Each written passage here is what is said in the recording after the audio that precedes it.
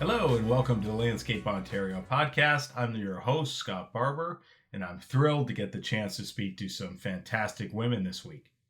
This episode was inspired by the Women in Horticulture Week that was earlier this month in June, and we heard a whole bunch of amazing stories on social media about women with a passion for this profession and about the incredible impact they're making.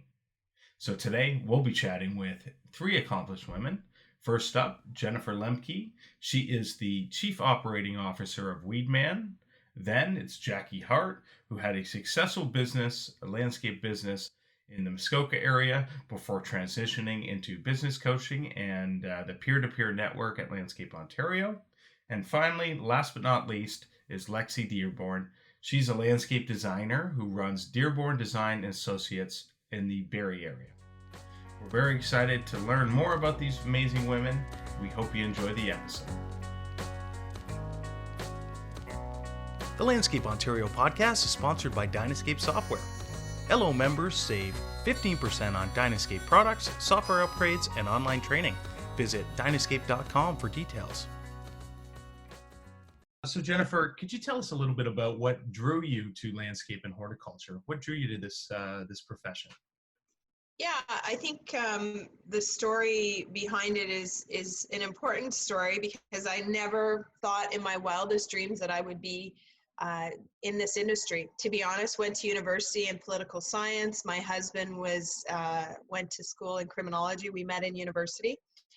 And my dad started his first Weed Man franchise when I was 16 years old. And I've been around it clearly since, through high school, through university, but really hadn't thought much of it. So when I was done university, I went on to work at the University of Ottawa. My husband was playing basketball and doing his thing. And I think that was an important, pivotal time. I loved my job at the University of Ottawa. But I started to see my dad buying another franchise, then buying another franchise, and starting to accumulate wealth, and started to think, wow, this is something that I'd like to do. And my husband had always, both his family members his mom and dad were entrepreneurs and owned their own company. So he was very familiar with that. So it wasn't too scary of a jumping off point. And we were looking at really becoming one of the largest multi-unit franchisees at the time. So we were in Ottawa, and the franchise in Ottawa came up for sale. And, my dad approached us and said, would this be something you would consider? So yeah, we thought this would be a great fit for us. And we started in Ottawa in operations, did that for about 6 years. When we first acquired Ottawa, it was about $200,000 of revenue, and then we grew that to 2 million very quickly in the 6 years we left. And then the opportunity brought us to Toronto, and we helped out with that franchise. Within the year, we had bought the rights to Weed Man in the US, and my dad saw a fit there for me, and that's kind of what my story was. But quite honestly, it wasn't something I aspired to. I kind of fell into it and love it. Absolutely love it. Love my job every single day that I get to come to work. So, which is awesome. I think a lot of Landscape Ontario members and just folks in the landscape and horticulture profession generally can relate to that sort of entrepreneurial drive. And there's a love and a passion for creating things, and I think that's sort of a common thread with so many of our Landscape Ontario members. And it sounds like you had that drive. And what would you say it is about the horticulture part of it that appeals to you? Is there something in the green profession that really drives you as well? Well, that's a great question. One of the things, my husband he takes care of, as far as the business, all of the technical side. So Chris absolutely loves being outside, working with different products, making grass green. That he's very, very passionate about that. I'm passionate about making change, marketing, administration, now being a part of other people's dreams of coming into the industry. That's where it really drives me every single day. Like I get to work with some really brilliant people across Canada and the United States. And these are people that just embrace entrepreneurship. And that is why I love my job so much. As far as the industry, the people that you meet, it's a very family oriented industry. So, you know, you go to different associations and you go to different shows, and you're always running into people. A lot of times it's couples, or it's father-son, father-daughter. So it's a great industry to just be part of the family. You know, I can remember when I first started with Weed Man and doing the franchising side of things, sitting down at the kitchen table with a couple and the young kids, running around the table and building a business plan with them, and you know, showing them kind of the path on how to be an entrepreneur and make money in this industry. And now some of those kids that were running around the table, I'm maybe aging myself a little bit, but now are running the business. So it's just such a cool industry that, you know, people are out there creating legacies with their businesses, are in an industry they clearly love. They get to create beautiful things, but not only they have something to pass on to the next generation. So it's an industry that allows people to create a legacy. And I think that's why I love this industry so much. Absolutely. I love that part too. I know before I came to Landscape Ontario and before I got into journalism and things like that, I worked in the industry, and I worked for a husband-wife team where it was a wife designer, husband installer, and just the passion for the business and building the business. It's a very unique thing. I don't know that all industries are like that, but horticulture, landscaping, it certainly has that, again, thread running through it. It makes it unique, and it really does speak to the passion that people involved have for what they do. And just as the last thing, Jennifer, do you have any advice for young women that are thinking about, and I guess you probably work in your capacity at Weed Man with young and not so young people that are looking to, start their own business or looking to try to get into the landscape and horticulture professions. What would you tell them? Do you have any advice? Yeah, I would say look for a company with a good culture. Look for a company where there is advancement and there's no real ceiling, whatever you are. If you're a millennial, you're a woman, you're whatever that case may be, look at a company that has people that you can identify with. In my opinion, you want to have fun in life, and you spend more time at work than you do at home. So you need to make sure that the fit is right. I feel that sometimes, and I work with young ladies as well outside of the industry to kind of help guide them through different things. A lot of times people are looking for the home run, and the home run is not necessarily there. Getting a company that has a good culture, whether it be small or large, is I think the most important thing. And stop looking for that home run job and start with a company and grow within the company. More you're able to grow inside of a company, more you get to enjoy your career. And if it doesn't work out with that company, you can move on to another place, and just take into account that everything you're doing now is you're learning for what could be the rest of your life. And so that's what I would look for, as a company with great culture. And I'd like to answer this question in another vein as well. Sure. Is we have a lot of, like I said earlier, owners that have daughters or that have, sons that are looking into it. And I'm going to talk specifically to the daughters out there. Our industry is male, predominantly male. And but there are a lot of incredible women in our industry, and more as we shine a light onto this, we have women that are speaking out and paving the path. And oftentimes women will shy away from an industry or won't get involved or won't look for promotions because there's nobody really showing them how to do that. So being involved with Landscape Ontario or NALP, they have organizations where women can find a home, and don't ever be afraid. we've got a lot to bring to the table. And in fact, I tell male companies, you're missing out, because we bring a different perspective to the table and allow that perspective to guide you through your career. Let's not shy away from it. Let's bring our perspective to the table and let's be heard. So that's something I'd like to just pass along to people. I love it. That's fantastic. Thank you so much, Jennifer. I appreciate your insights here, and I think we'll just leave it there. And again, thank you very much.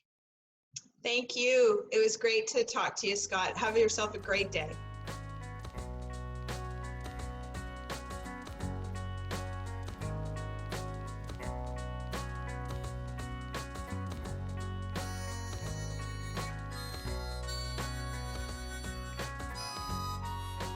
Next up is Jacki Hart. Can you tell me, Jacki, a little bit about what drew you to horticulture and the landscape professions? Probably not what you'd expect me to answer when you ask me a question like that. But the main thing, I started when I was in university, I needed a summer job and I wanted to work outside. And I had worked all through school and through high school. I'd had summer jobs at the cottage. And then when I went to university, my parents said, okay, time to get a real job. And so I thought, oh God, does that mean I have to work in an office? Or something like that. So, or a store, or like that would have been horrible. So for me anyway, so I thought, where can I go and work outside? And I lived in the north end of Toronto at the time. And I thought, oh, I'll go to the place where my mom buys her plants. And so I went to Wheel and Cullen Nurseries and I got a job there as a cashier and I was hooked. I learned every plant name. I never thought of working with plants. And I worked there for 10 years, actually.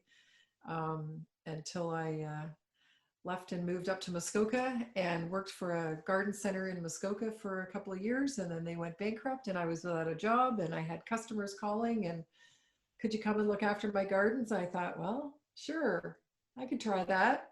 And 25 years later, I sold my landscape company for 7 figures. And now I do business coaching to the landscape industry. Mm-hmm. Awesome. So you sort of fell into it by accident. I know that it sounds similar to my experience, at least the first part, was that first summer job and just falling in love with it. For me, it was in maintenance at a golf course and then in maintenance with some private companies. But just, yeah, for some people like us, it's like a bug that the green bug that bites. It's that love of being outside, it sounds like. So that's going to move into the next question, which is, and you touched on it a little bit, I think. What are some of the things you love about horticulture and the landscape profession? What isn't there to love about it? It's your own built-in fitness program. But I think probably the best part for me was the legacy that you create when you design and create and install a landscape. So, I go by places that I planted 25 years ago and I look at the mature trees and shading a home and I just think I did that. Like that, the enjoyment that people get in the short term from the spaces that you create and install and maintain. And then the legacy that you leave. And for me, all of my work was on the Muskoka Lakes. So it was all waterfront properties. And so I was one of the first up here to use only native plants and naturalizing plants. And so to know that not only was the work I was doing creating beauty that people were enjoying outside, but looking after erosion control and helping to filter stuff going before it got into the lake, and then supporting the flora and fauna, I think was just knowing that I was building habitat for bees and other four-legged critters as well, but mostly birds and bees. And so that what I love about the profession is anything goes. Like there's no box that you have to fit into to be a really, really good horticulturist or a really, really good landscaper. I look at my friends and professionals across the industry that I've known for, their whole career as well. And I think about how different we all are and how we've all kind of gravitated to our own little niche and our own little corner of of horticulture and of landscaping that helps us to express who we are through the work that we do. Like I have a style of laying out plant material and a style of creating gardens that is really, cottagey and kind of Monet-ish, like English country garden style. And I think everyone has their own style and everyone develops their own palette of plants that they like to work with the most.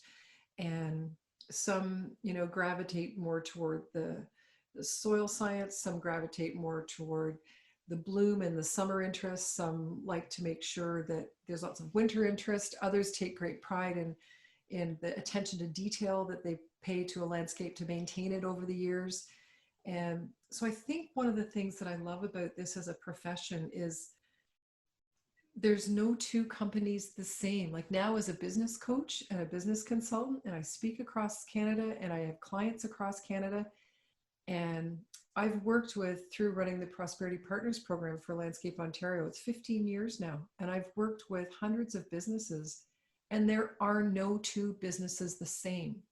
So one of the nicest things about this industry is it's up to your own creativity to build what suits you and what reflects who you are, and how you want to incorporate horticulture and your technical skills and your knowledge and your creativity into what we call a business. So, and there's so many different areas of focus to go into. I started with retail, and then I went into grounds management, and then I went into business management. So and design as well. So it just, there's so much to offer, and there's no box, right? There's no box that you have to be stuffed into. So yes, certification's important. The certification programs came along way later in my career. So as soon as they created the certified landscape professional or certified landscape manager, I think it's now called, I took the program right away. I was one of the first to go through I think actually Leanne Knudsen and I were the first women CLPs in Canada that actually went through the whole, like studied it ourselves and didn't do the blind exam test. But Right. Leanne and I think, were the first women to pass the CLP in Canada. And so the certification path is important. And I've certainly, in my years in my business, had many apprentices and many young, ambitious budding horticulturists and landscapers come my way who I put through the apprenticeship program as a sponsor.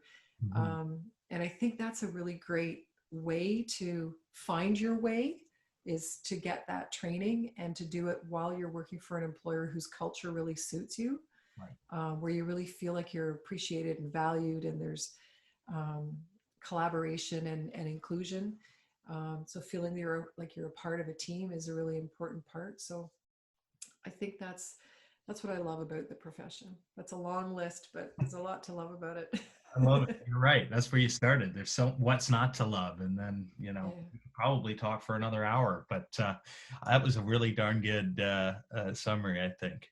And with that, and you touched on some of your mentoring of apprentices, and I'd like to ask you a little bit, and specifically with this lens coming off of Women in Horticulture Week. What would you tell, and what have you told young women that are entering the profession or thinking about it? What do you tell them about it, and why it's a good path, or could be a good path for them? So yeah, I have had lots of young women certainly come through my company and come through apprenticeship, and also come and talk to me as a speaker at a conference as well. And I think the most important thing to remember is, I think landscaping is one of the professions, certainly has become in my career, is a profession where women are equally as accepted as men. And so that bias, I don't think really exists, especially if you're in landscape grounds management and in design, and in retail. I think there are many great women horticulturists and retail garden center managers and grounds management companies, owners of grounds management companies. And there's some really great hard landscape women business owners as well. So I think for young women coming in, considering as a career, the opportunities are they're endless. Like you don't have to climb up a corporate ladder to work in horticulture. You don't have to climb up the corporate ladder to become one of the best operations managers in a company with 50 crews. You just have to learn how to do the technical part first, and then you need to learn leadership, and you need to learn how to help manage people and to help people find their path through their tenure at the company that you're working for. So I think it's just so important to realize that the sky's the limit, and you get to work outside and stay fit and get a tan. How much better is that? And you learn to budget your money, because winter can be lean. So you have to be smart and you have to work hard. It's like, farming, you got to make hay when the sun shines. But it's exciting and it's exhilarating, and there's never a boring or dull moment, because there's always new plants being hybridized. There's something new in your palette every year, and you're always going to walk through a landscape and go, oh, what's that? I've never seen that before. And so there's always something new and interesting to learn. And handling plants for your career, what a gift. Like, what a gift to have your hands in the soil and to be able to grow and nurture plants, to support the bees and support the birds, and to provide shade and provide beautiful outdoor spaces for people and families to enjoy. Like, I don't know, it just doesn't get any better than that. So to young women who considering a career in the green industry, I just say go for it. What about the entrepreneurial side? What would you tell somebody that's thinking about, that's thinking, I would really love to be my own boss and build my own company? Of course, there's big challenges to it and big rewards. What do you say to people when they ask you about what that experience was like and how they can make it a success as an entrepreneur in this industry? Oh, that's a big, there's a lot to that. I know. Can you give me the secret? I'd love to know. Well, there's no magic wand. I can tell you that. And there's no shortcut either. But this week in particular, I will tip my hat to my longtime mentor and good friend, John Paul Marsh, who passed away last week. And what he taught thousands of people in our industry, thousands of business owners wanting to make money, is how to recover overhead. And so anyone that wants to start their own business, probably two pieces of advice. The first one is, it's harder than it looks. It's harder than your boss makes it look. If your boss makes it look really easy to run a business, they are really, really good at it. And the second piece of advice is to make sure that if you don't know how to read a financial statement, profit and loss statement, if you don't know how to manage numbers and you have no interest in learning, then you will always need to hire and pay someone well to do that for your business. You can't just go and sell a bunch of landscape services, hire some people to help you, buy a truck or lease a truck and get some equipment and a few tools and some materials and make profit. So a lot of people start a business and they end up doing what I call buying themselves a job, right, by running a company. So if you're the go-to, if you're answering all the questions, if you're selling, if you're leading the crew, and if you're doing the banking and you're trying to send out the invoices and all that stuff all off of your phone or your tablet, at that point in time, you're not really running a viable business, because without you, there wouldn't be a business. You're buying yourself a job by having a company. Right. There's a big difference. And I think that the transition happens when you start to need to have a second crew. Mm-hmm. When you start to do so much work that people start coming to you and you can't keep up with it all. So you need to hire more people, and then you need to hire another supervisor. And right. Then it all starts to come off the rails really quickly. Right. So, I think I made every mistake you could possibly make starting a business, because I knew nothing. Like, don't get me wrong. I didn't know how to run a business. I didn't know how to make profit. I made every possible mistake I could have made. My employees made way more money than I did in the first 2 or 3 years that I ran Water Edge Landscaping. They did. So, but it wasn't until I found a mentor, and mentors are wonderful. And I hired a consultant. His name was John Paul LaMarche, and he taught me how to price my work properly, how to understand my numbers, how to make a budget. And then I started making money and running a corporation. And it's not until you get to learn that systems are important and understanding your costs and how to price your work properly. You can't just go off of, well, I, call a couple of the competitors and say, see how much they're charging. Oh, that's how much I'm going to charge. It doesn't work that way because their costs are different than yours. Like no two companies are the same. Trust me, no two companies are the same. So you can't build a company based on what someone else is doing. You have to know how to understand the numbers. So there's the bad news. The good news is if you run a successful company, the sky's the limit, and you can do vertical integration. You can add services and add different products, and you can employ a whole bunch of people, then support a whole bunch of families, and everybody's doing great work and enjoying it. And maybe you'd never get to that point because you got to learn the business side of it as well. Yeah, in horticulture, sure. I mean, it's a lot of people go into it with a passion for, installing or maintaining or the plants, and they may not have that business end. And I'm sure that goes for a whole variety of different professions. But we certainly see it in horticulture. And it's hard. It's hard to run a business, but there are, there are great mentors, and there are great, there is information out there, and hopefully groups like Landscape Ontario and the peer-to-peer network, of course, that you're involved with are able to help people find those resources so they can take their passion for horticulture and make a successful business out of it. Scott, that's a really great point, and I'm glad you mentioned that, because becoming a member of Landscape Ontario was one of the most important turning points in my career. I did that at the same time that I worked with John Paul LaMarche, and I went to so many of the winter workshops. I was going down to Milton like every week, it seemed, in the wintertime. I learned so much from those programs, and that's where I found another one of my mentors, Bob Tubby, who's a past president of LO now. And he was an instructor in a business course, a 3-day business course that I took. And I think we're so lucky here in Ontario. When I speak across the country and I see the resources that are available to Landscape Ontario members here, we're so blessed to have such a strong and vibrant association with a great professional team like yourself and all of your colleagues at work.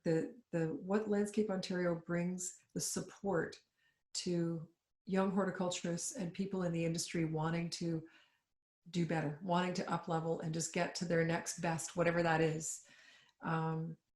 We're really lucky to have the resources to have Congress and the conferences that go on and all the symposiums that happen throughout the year, and the connection between apprenticeship and Landscape Ontario and horticulture courses and programs. We're really lucky to have the resources that we do to guide businesses to just do better.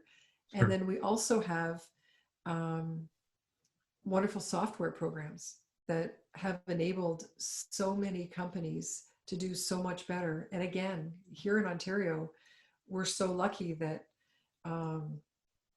Greenius, which is great for safety training, and LMN, Landscape Management Network, and Dynascape, which is a design and management business management program, all three of those software companies started from people from Ontario. Yeah. Started from people, when I think of Mark Bradley, he started his business, the Beach Gardener, the same way I started mine, just a wheelbarrow and a pickup truck stuck underneath the back steps, and off we went and did our best. And now, Mark built TBG up to a huge corporation, and then now he's moved into the software development and has developed a tool, LMN, that's just so valuable to people starting businesses and running businesses of different sizes to be able to understand how to recover their overhead. So the resources that we have, and for Greenius to do the due diligence training and safety training, to make that so streamlined and simple and recorded and tracked, is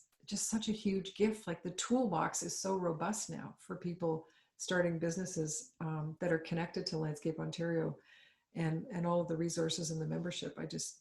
We are lucky. It's way easier in Ontario than to be successful than I think it is anywhere else on the planet. Jacki, it's been really nice to chat with you. Great to celebrate Women in Horticulture Week. That was just the other week. Like you said, there's so many amazing women in this profession across the board, and you're certainly one of them. And I appreciate your time to chat a little bit about your experience in the profession and to share a little advice. So thank you so much.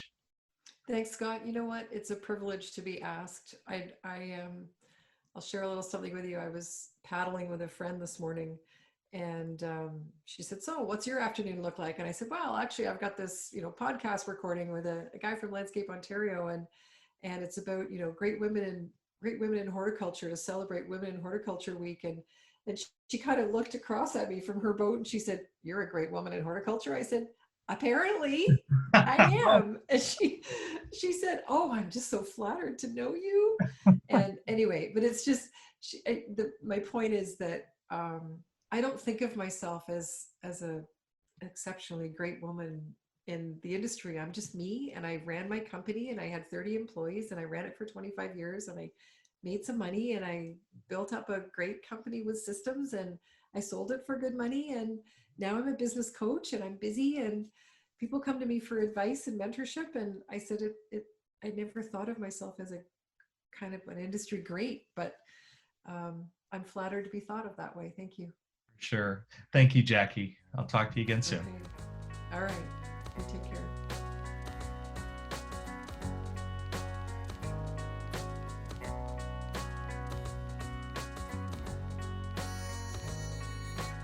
And now, last but not least, Lexi Dearborn of Dearborn Designs and Associates.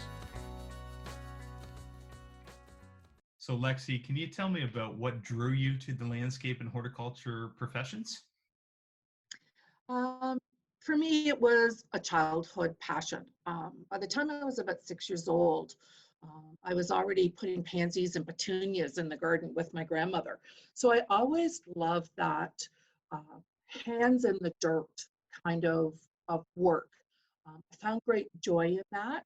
And then over the years, when we had a vegetable garden, or we had plants to plant, even watering and fertilizing the grass was always, for me, very calming, and I found it to be something I was very drawn to. However, when I decided to go to school, so my first time around, when I decided to go to college, I was told by my family that this was not a career for women. Right. I was expected to be a lawyer or a secretary or a great wife and a fabulous mother. And I remember very clearly my family saying to me, no man would ever marry a woman wearing work boots. That was very clearly stated to me. So instead of going to Niagara College and taking their horticultural program, which I desperately wanted to do, I ended up at Niagara College taking hotel and restaurant administration. So 30 years after I did my first set of college courses, I decided at 39 I would join the Simcoe County Master Gardeners. And so through that process of starting their courses, and honestly sitting in a room with people who were so wonderfully involved in horticulture and so passionate about gardening and getting that word out to people. And I'll be honest, at 39, I was the youngest person in the room. Right. Really the youngest person in the room. I remember my first meeting, I came home and my husband said, "How was it?" I said, I just sat next to the gentleman who was 2 days younger than God. So honestly, I started that program, and by the time I finished the 3 horticultural courses at the University of Guelph, I knew I was in my right place. I knew that this needed to be a career for me, not just something I did as a volunteer. So I actually continued the courses and graduated when I was 45. I walked across the stage after 5 years of study, longest internship I think that or studying they've ever had at Guelph. But my children were there, which I was extremely proud of, and I've never looked back. So for me, it was the draw from being a child and being that love of earth and watching things grow. There's also a huge history there. Part of it was my grandmother, who was so involved in horticulture, right? So part of it was her passion as well. And then the other piece is, I'll be honest, because people told me I couldn't do it, I did do it. Right? So when somebody tells me, no, you can't do that, I say, no, I think I'm going to give it a try. So now what draws me, because I'm going to kind of lead into the second question, which you're going to ask me is, why do I stay? It's the same thing, right? I will be upfront and honest. It is a tough industry to start into, as anyone will know, starting in design and project managing. You have to prove yourself. I don't care what sex you are. You both have to prove yourself to be here. It was a tough go for the first 5 years for me. I got bashed around a little in the industry. I made a lot of mistakes, and I chose to learn from the people who had come before me. So I built a great network of contractors and other designers and pool contractors and people that would just help me. And for me now, that drawing process, that ability to take a blank slate and turn it into something that is a usable space. And I think the one thing that I've become very passionate about is bringing families together. So we have a backyard that has nothing going on in it, and I can create something where everybody gets to come together in a space that has not just hardscaping and a pool, maybe it's got a fire pit and fabulous flowers. And it's a really pretty space, but it's functional and it welcomes families. So that's actually the drive that I have. That keeps me here and keeps me going, because it's been 20 years now. And it honestly keeps me, I don't seem to run out of ideas, right? So as a designer, you want to always have new ideas for a space. Why do you think that that spark stays lit? I guess you sort of touched on some of that. You have a real passion for creating spaces that are not only going to get people and families outside, but it's going to help them connect. I mean, that's pretty amazing ability. What keeps the creative spark lit for you? Fall in love with the clients. It for me, it sounds way out there, but for me, it's the bond that I make with my clients when I meet them. Everyone has a story. I actually take the time to listen to that story and hear what's happening with them.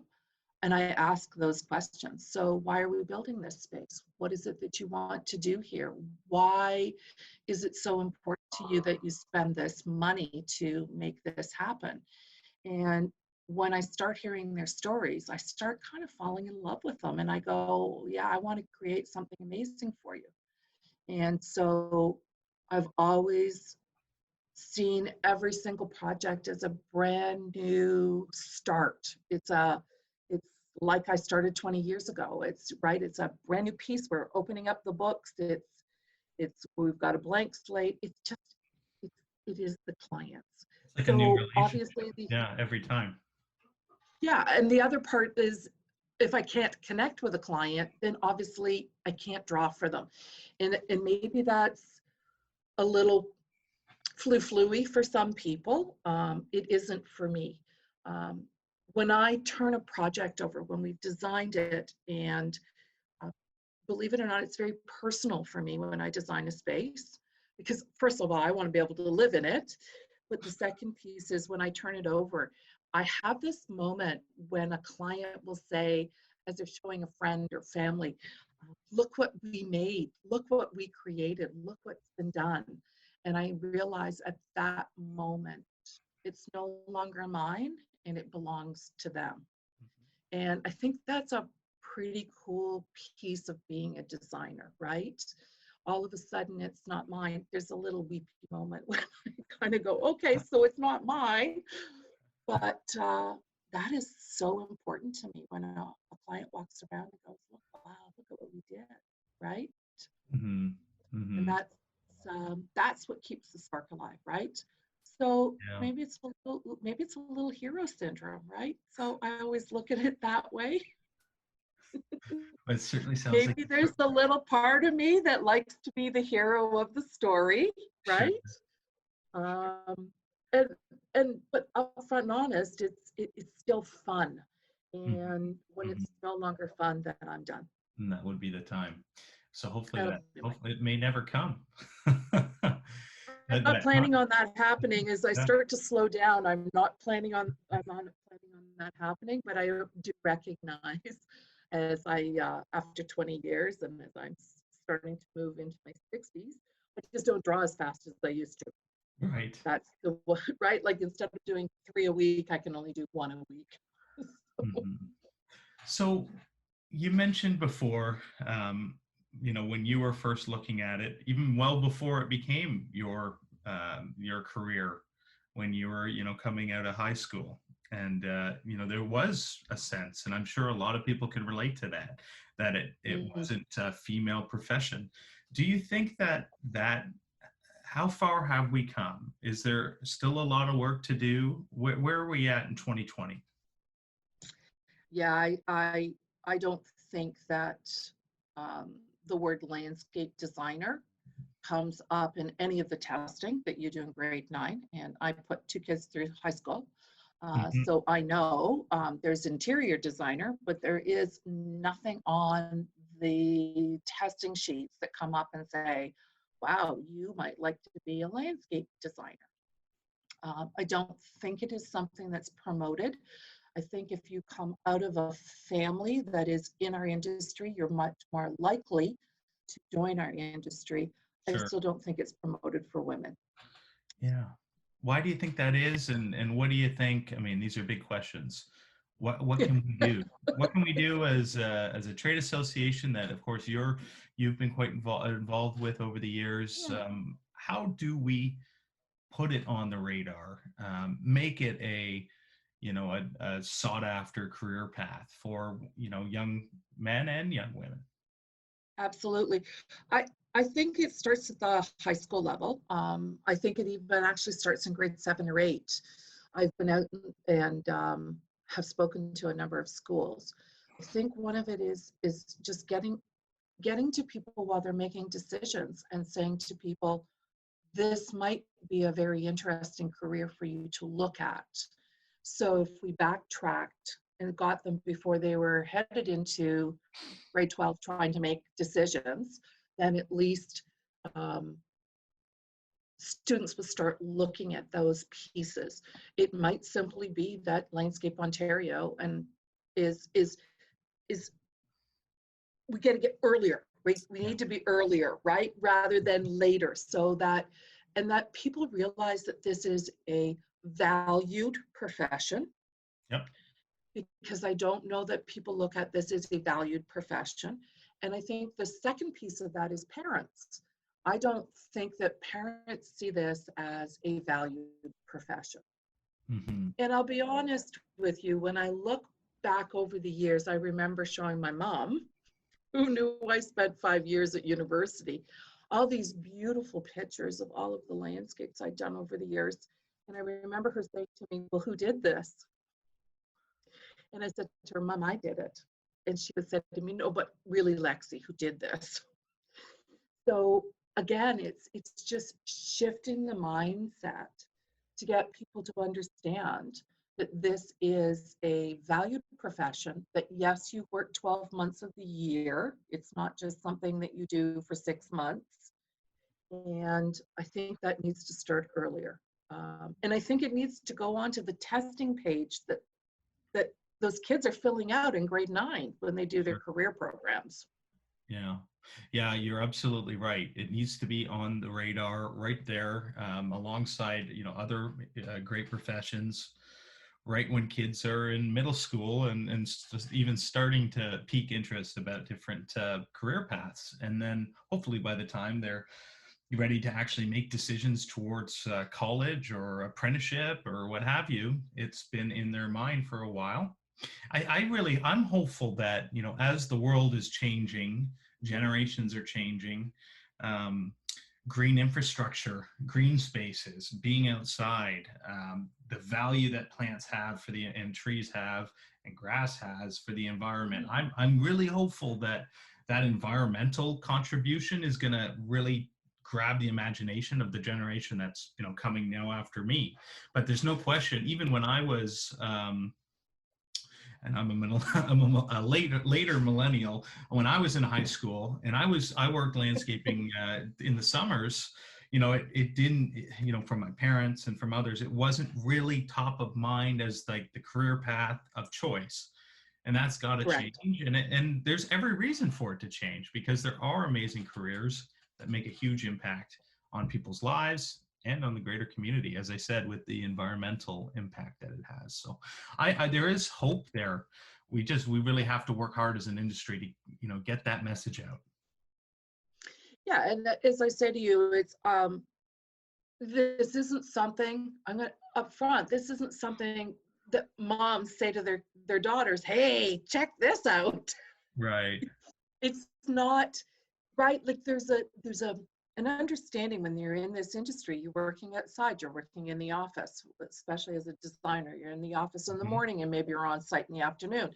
You're not wearing your pretty makeup. You're going to live in work boots. You're talking to men and women. So there is a bit of maturity that goes with being a landscape designer, is being able to understand people and understand what it is they need, and you have to read between the lines a little bit. I will be as honest, as a designer, there is some little bit of therapy that goes with it, couple therapy. I bet. As a landscape designer, because he wants one thing, she wants another, or and you have to say, well, you can have this and you can have that, but you can't have that and you can't have that. And so there's some negotiating. Yeah, it could be therapeutic for them. Yeah, it is.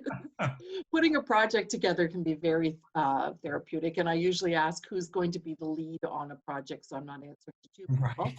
That's great. Right, someone gets to go first. I always say to them, I'm going to go first, and you're going to be I always refer to my clients as the king and queen. So I said, one of you needs to be the leader for your family. Which one of us is going to be? So, and typically, I'll be honest, it's typically women. Yeah. So one great advantage to being a woman in this industry is 99.9% of the time, I'm dealing with women while we're putting a project together. That's interesting. Yeah, that's something I didn't know, but that's very interesting. I want to circle back as a last thing,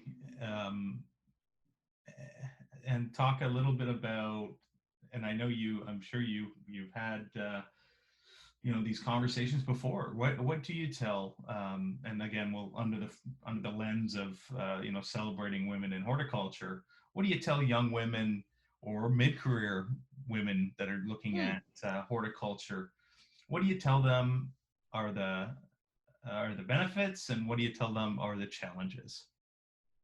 So I always say go for it. That is my first. If you have that drive, and it's almost a pull, that's the best way I can describe it, to being in this industry, and you're having that draw, I always say go for it. Don't let anyone talk you out of doing this, like it happened to me when I was 17. Right. Don't let someone discourage you from pursuing this as a career or this as a profession. And I always say there are some highs and there are some lows. Now, let's be realistic, because there's great days in every job and not so great days in other jobs. So it's it is that way when it comes to design and when it comes to project managing and when it comes to horticulture. There's days things die and you go, oh my goodness, why did that happen? But at the end of the day, I say to young women, particularly young women, um, if I can do this and start at 40, I wish I had had another 20 years. Mm-hmm. I wish I had done this when I was 20. I would, the pieces that I could have created, the challenges that I could have overcome in my first 10 years, which is really that huge learning curve in our industry. You only truly settle in after your first 10 years and feel extremely confident.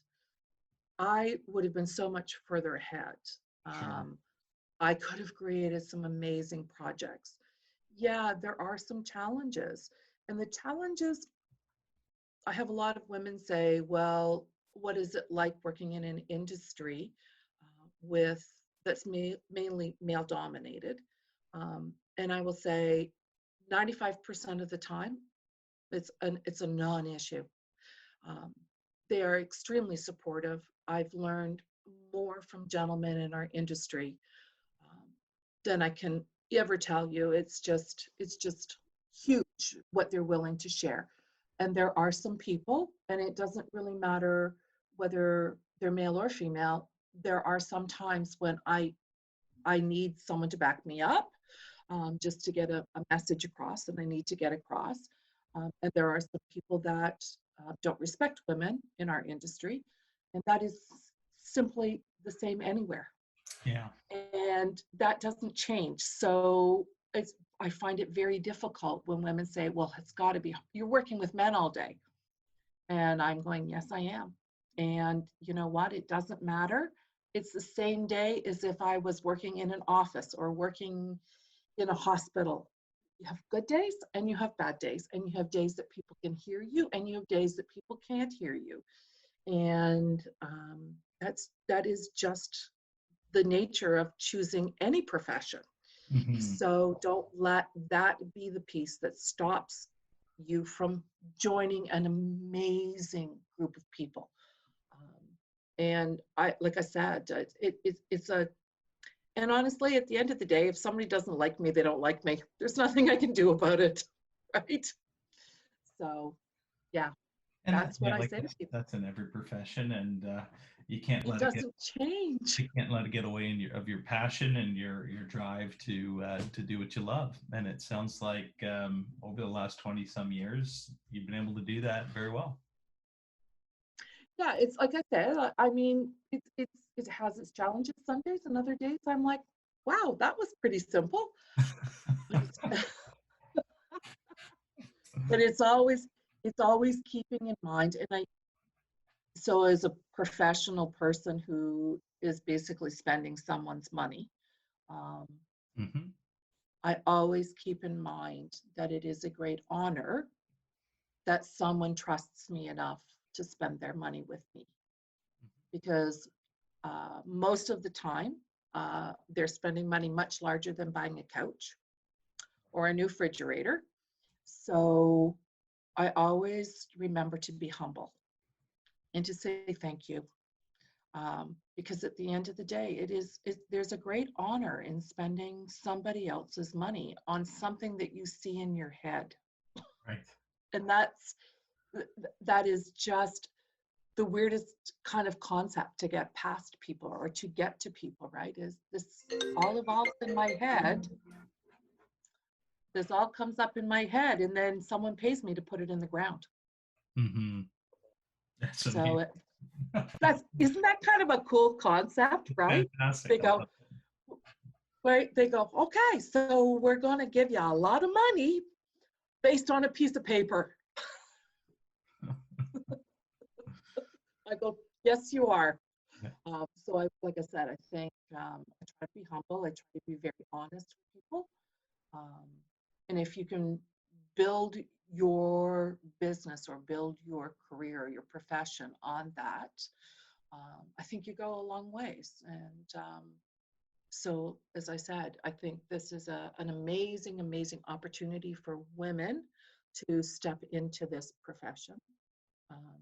and support each other, right? Just offer support to each other. Fantastic. Well, I think we'll leave it there. Okay. It was so nice to chat with you, as it always great. is. And hope to talk to you again very soon. Sounds good. You have a great afternoon and enjoy the sunshine. You as well. Bye. Thanks for listening to the Landscape Ontario podcast. If you enjoyed the episode, we hope you'll subscribe wherever you get your podcasts to get new episodes every month. And if you have an idea for the show, please email me at scott@landscapeontario.com. Thanks for listening.